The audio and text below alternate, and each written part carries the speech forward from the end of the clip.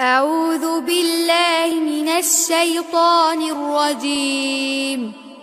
بسم الله الرحمن الرحيم. آمن الرسول بما أنزل إليه من ربه والمؤمنون كل آمن بالله وملائكته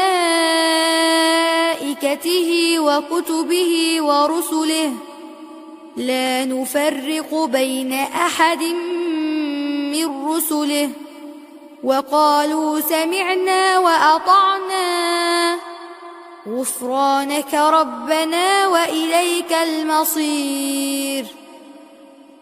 لا يكلف الله نفسا إلا وسعها لها ما كسبت وعليها ما اكتسبت ربنا لا تؤاخذنا